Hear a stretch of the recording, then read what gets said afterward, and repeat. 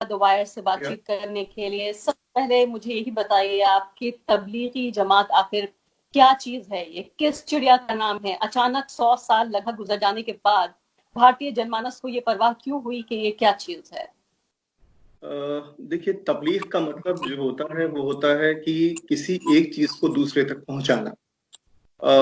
इसको अगर हमें समझना होगा तो हमको इसको 20वीं सदी के इस्लाम से जोड़कर देखना होगा।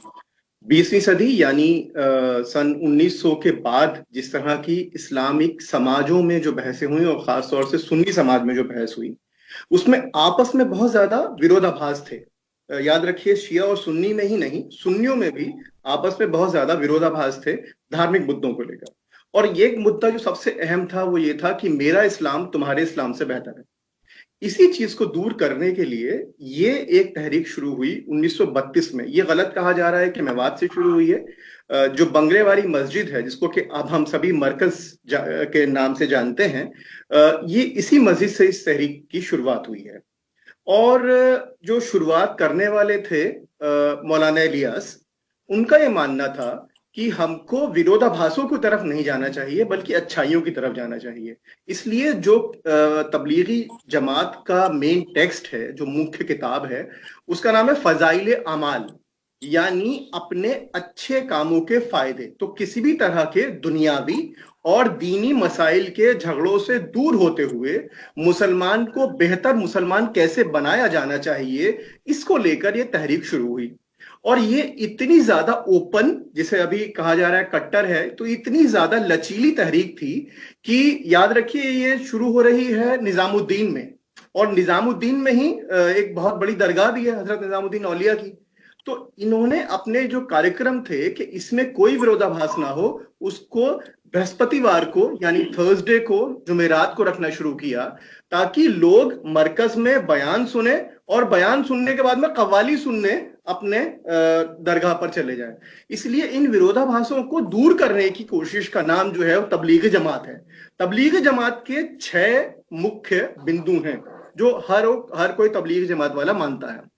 पहला यह है कि आपको कलिमे पर यकीन होना चाहिए। दूसरा यह है कि आप अपनी नमाज को कायम करें, यानी 5 वक्त की आपको नमाज अपनी पढ़नी चाहिए। तीसरा, इल्म और फिक्र, यानी आपको इतना इल्म सीखना जरूरी है कि हराम और हलाल के बीच में आप फर्क कर सकें, यानी इल्म का सीखना कभी खत्म नहीं होगा। चौथा, इकराम मुस्लिम, यानी हम सभी मुसलमान सेक्ट्स की इज्जत करेंगे, उनसे कोई विरोधाभास नहीं रखेंगे।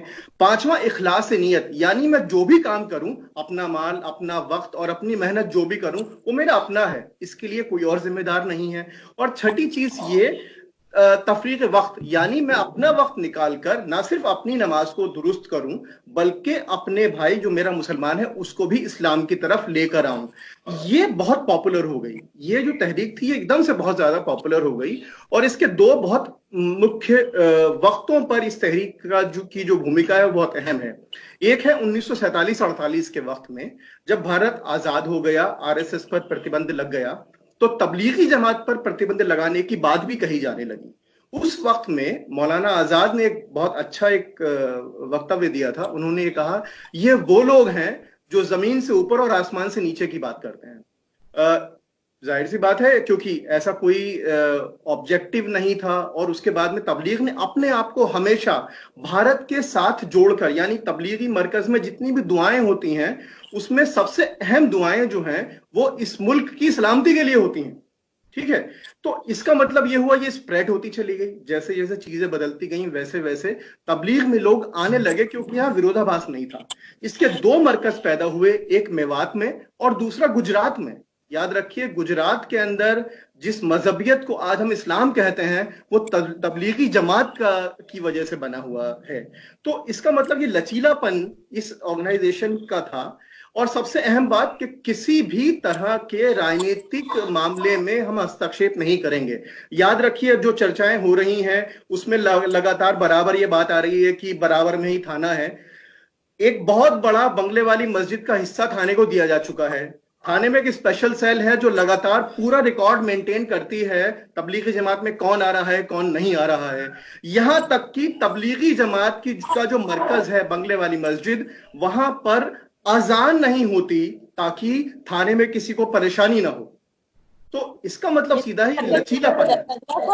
इससे पहले कि हम बात पर आए कि अभी जो हो रहा है, जो उत्सुकता अब जागी है और जो आलोचना अब हो रही है, जब प्रोपेगेंडा के केंद्र में, मरकज का मतलब भी केंद्र होता है और प्रोपेगेंडा का मरकज बन गया है एक तरह से तबलीग जमात का ये हेडक्वार्टर। मैं आपसे ये जानना चाहती हूँ कि इसका इंटरनेशनल जो कनेक्शन है, जो लिंक है, वो क्या है? क्यों इंडोनेशिया, क्यों बाकी वेस्टर्न कंट्रीज और बहुत दुनिया के तमाम 150 मुल्कों में बताया जा रहा है कि लिंक्स हैं? इस सब को भारतीय दर्शक कैसे समझेंगे?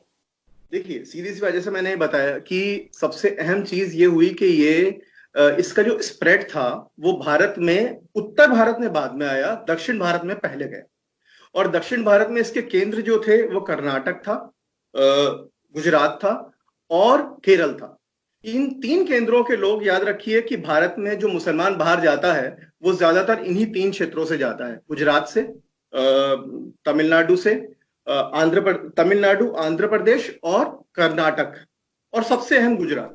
तो उसका जैसे जैसे ग्लोबलाइजेशन होता गया, पश्चिम दक्षिण दोनों भारत में, हाँ, जैसे जैसे इसका स्प्रेड होता गया वैसे वैसे जो अंतरराष्ट्रीय स्तर पर लोग थे वो भी जुड़ते चले गए। अगर कोई ऐसी ऑर्गेनाइजेशन होगी जो ये कहेगी कि हम अच्छाइयों की तरफ बुलाएंगे, बुराइयों से रोकेंगे, तो उसकी अपील बढ़ जाती है। और उसकी अपील, याद रखिए, जाकिर नायक और तबलीग जमात में जमीन आसमान का फर्क है। जाकिर नायक का पूरा आंदोलन जो था वो गैर मुस्लिम को मुसलमान बनाना था। तबलीग का काम है मुसलमान को बेहतर मुसलमान बनाना, कि वो अपने वक्त, अपने आप को डिवोट करके अच्छा मुसलमान बने। और उसका भी बुनियादी, जी इलाज साहब ये बताइए कि बात, एक सवाल ये भी है कि भाई सऊदी अरब और बाकी अरब देशों से इस्लाम पूरी दुनिया में फैला, बाकी भारत को भी मिलाकर, लेकिन क्या ये भारत का एक ऐसा यूनिक ब्रांड ऑफ इस्लाम था जो कि बाकी देशों में फैला, जो भारत से शुरू होकर और बाकी देशों में गया? बिल्कुल बिल्कुल सही आपने इसको पहचाना है। ये वाकई में भारतीय इस्लाम के लचीलेपन का सबसे बड़ा उदाहरण है। हम अक्सर ये कहते हैं कि भारत में सूफियों के द्वारा, याद रखिए, जो सूफी तबलीग है, जो सूफी द्वारा एक दूसरे को धर्म का प्रचार है, उसके अंदर भी कहीं ना कहीं पर अपने सेक्ट की बड़ाई करने की बात है। लेकिन तबलीगी जमात वाहिद ऐसी ऑर्गेनाइजेशन थी हिंदुस्तानी मुसलमानों की जो कि अपनी बड़ाई नहीं कर रही है। वो ये कह रही है कि आप हदीस पढ़िए और हदीस और कुरान के जरिए अपने ईमान को कायम कीजिए। तो इसका मतलब ये है कि आप दुनिया में अपने सारे अमल करते रहिए, लेकिन कोशिश कीजिए कि आप बेहतर इंसान और बेहतर मुसलमान बने। ये तो अभी की बात है। याद रखिए कि जिस बाबरी मस्जिद वाला जमाना चल रहा था, तब बाबरी मस्जिद के किसी भी आंदोलन में तबलीग के लोगों ने कोई सक्रिय भूमिका नहीं निभाई, क्योंकि उनका कहना यह था कि हम पहले अच्छे मुसलमान तो बन जाएं, मस्जिदें बाद में बचा लेंगे।